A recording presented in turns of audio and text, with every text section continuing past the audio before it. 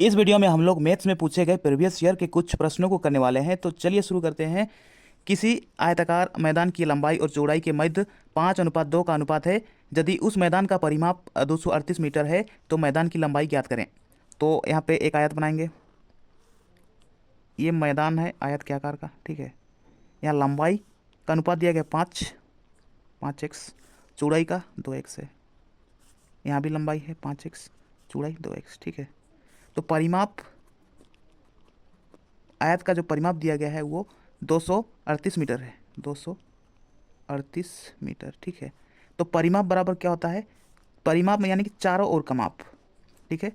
तो इन सबको जोड़ेंगे, 5 5 10, 2 12 और 2 14, 14x बराबर होता है 238 मीटर, ठीक है।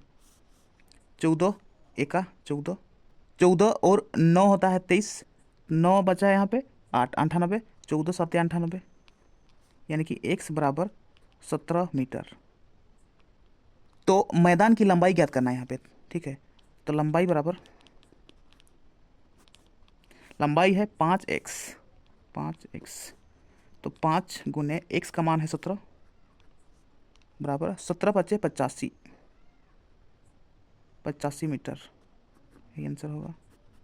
अगला प्रश्न में आते हैं। यदि a प्लस बी बराबर 11 और ए बी बराबर 15 है तो A square plus B square बराबर व्हाट, ठीक है।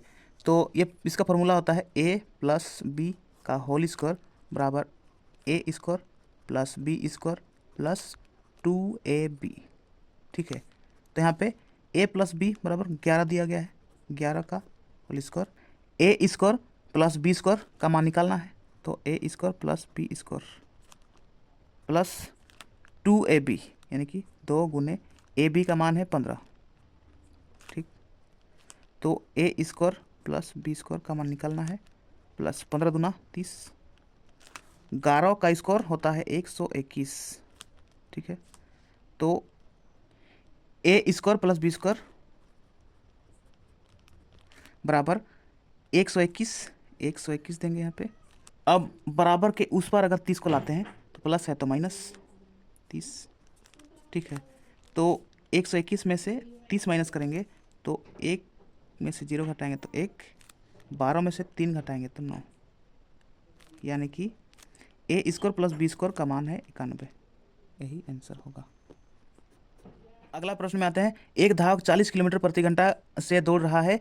यदि वह 30 किलोमीटर प्रति घंटा की चाल से दौड़े तो उसकी चाल में कितने प्रतिशत की कमी हुई। पहले 40 किलोमीटर प्रति घंटा की चाल से दौड़ रहा था, अभी 30 किलोमीटर प्रति घंटा की चाल से दौड़ रहा है, यानी कि यहाँ पे कमी प्रतिशत बराबर 10 किलोमीटर की कमी हुई बटा कितना में 40 किलोमीटर पहले था, ठीक है, गुने 100, एक जीरो से एक जीरो काट देंगे, 4 दूना 8, 2 बचा 0, 20, 4 पच्चीस 20, यानी कि 25% की कमी, यही आंसर। अब अगला प्रश्न में आते हैं। मोहन अपनी वस्तुओं को बेचने के लिए उन पर 20% की छूट देता है, लेकिन वह अपनी प्रत्येक वस्तु पर मूल्य को 35% वृद्धि करके अंकित करता है। उसका लाभ प्रतिशत ज्ञात करें। तो यहाँ पे 20% की छूट देता है, यानी कि 100 में से 20 घटाएंगे तो 80, गुने यहाँ पे 35% वृद्धि करता है, यानी कि 100 में से 35 जोड़ेंगे 135 बट्टे 100 माइनस 100, ठीक। तो एक जीरो से एक जीरो काट देंगे, ठीक है। अब गुना करते हैं, 8 5 6 40 के 0, हासिल 4, 8 तिया 24 और 4 28 के 8, हासिल 2, 8 के 8 2 10 बट्टे 10 माइनस 100, एक जीरो से एक जीरो काट देंगे। तो 108 में से अगर 100 को घटाएंगे तो 8% लाभ होगा। अगला प्रश्न में आते हैं। 3600 रुपया की धनराशि सीमा, कोमल और रीता में इस प्रकार बांटी गई कि सीमा और कोमल के हिस्सों का अनुपात 1.5:2 तथा कोमल और रीता के हिस्सों का अनुपात 2:2.5 है। रीता का हिस्सा ज्ञात करें। तो यहाँ पे सीमा, कोमल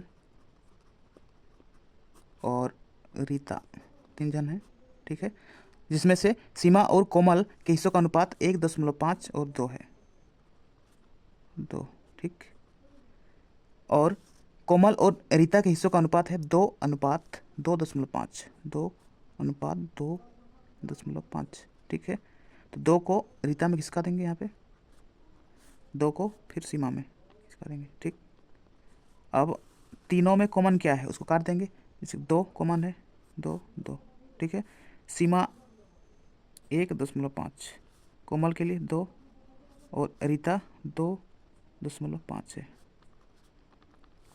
तो तीनों का योग निकालते हैं, 1.5 प्लस 2 प्लस 2.5, ठीक, बराबर 1.5 प्लस 2.5, 4 और 2 6, ठीक।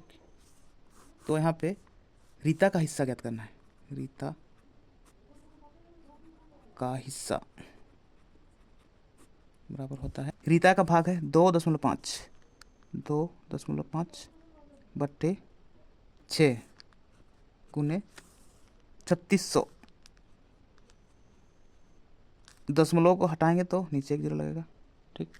1 जीरो से 1 जीरो काट देंगे, 6 6 36 और 1 जीरो बराबर 25 गुना 60, 25 6 150 होता है और 1 जीरो, ठीक।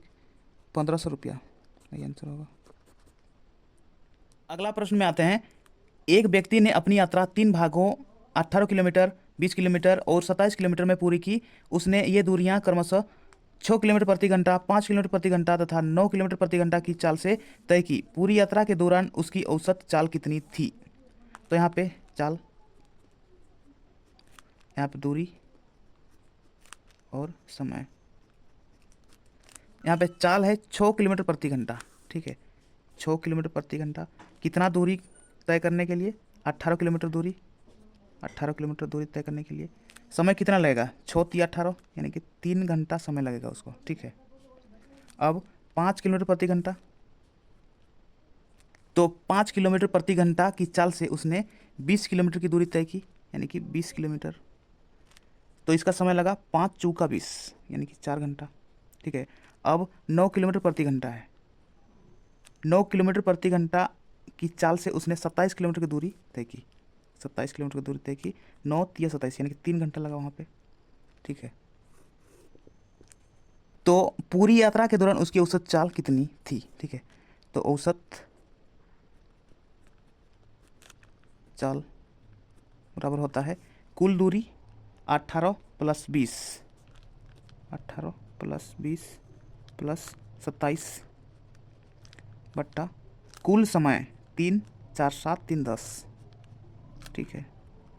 तो 7 और 8 15 के 5 हासिल 1 1 2 2 4 2 6 बट्टा 10 बराबर 65 को 10 से भाग करना है, यानी कि 65 लिखेंगे, 1 जीरो है यानी कि 1 अंक के बाद दशमलव, 6.5 किलोमीटर प्रति घंटा आंसर। अगला प्रश्न में आते हैं, 77 का घात 77 + 77 को 78 से विभाजित करने पर शेषफल कितना बचेगा? तो यहाँ पे 77 ये एक विषम संख्या है, 78 एक सम संख्या है।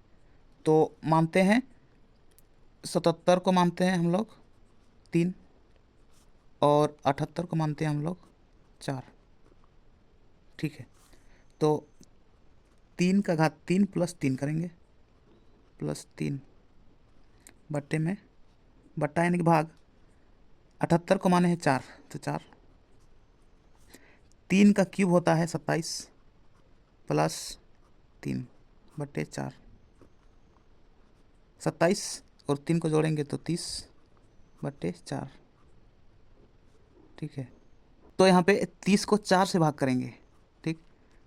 30 को भाग करते हैं 4 से, 4 × 7 = 28, शेषफल बचा 2, ठीक है। तो ये 2 शेषफल नहीं है, ठीक है। तो जब हम 3 को 77 माने हैं, 4 को 78 माने हैं, तो 2 को यहाँ पे क्या मान सकते हैं? 3 से 1 कम 2, तो 77 से 1 कम 76, यानी कि यहाँ पे शेषफल होगा बराबर 76 आंसर होगा। अगला प्रश्न में आते हैं, यदि दो संख्याओं का योगफल 11 है और उनके वर्गों का योगफल 65 है तो उनके घनों का योगफल क्या होगा। तो यहाँ पे दो संख्याओं का योगफल 11 यानी कि या तो 6 + 5 हो सकता है, या फिर 7 + 4 हो सकता है, या फिर 8 + 3 11 हो सकता है। ठीक है, इन तीनों में से कोई हो सकता है, लेकिन उनके वर्गों का योगफल 65 है। ठीक है, तो अगर 6 का जब स्क्वायर करते हैं और 5 का स्क्वायर करते हैं, ठीक है, तो 6 6 36 + 25 क्या है, 65 होगा। 5 6 11 के 1 हासिल 1 3 4 2 6 61 हो रहा है। अब इसमें आते हैं, 7 का स्क्वायर करते हैं और 4 का स्क्वायर करते हैं, 7 7 49 + 4 चौका 16, तो 6 और 9 होता है 15 का 5 हासिल 1 4 1 5 और 1 6, यानी कि 7 और 4 इसको संतुष्ट कर रहा है। ठीक, तब यहाँ पे उनके घनों का योगफल क्या होगा। तो 7 का घन + 4 का घन बराबर 7 का क्यूब होता है 343, प्लस है तो प्लस 4 का घन होता है 64 बराबर 3 और 4 7 6 4 10 के 0 हासिल 1 3 और 1 4, यानी कि 407 इसका आंसर होगा। तो ये थे मैथ्स में पूछे गए प्रीवियस ईयर के कुछ प्रश्न। अगर आपको वीडियो पसंद आया तो वीडियो को लाइक कीजिए और मैथ्सिक चैनल को सब्सक्राइब कीजिए और बेल आइकन को दबाइए ताकि इस चैनल पर आने वाला हर वीडियो का नोटिफिकेशन आप तक सबसे पहले पहुंचे। तो चलिए वीडियो को यहीं समाप्त करते हैं और मिलते हैं नेक्स्ट वीडियो में। तब तक के लिए अपना पढ़ाई करते रहिए, ख्याल रखिए अपना और अपने माता पिता का। धन्यवाद।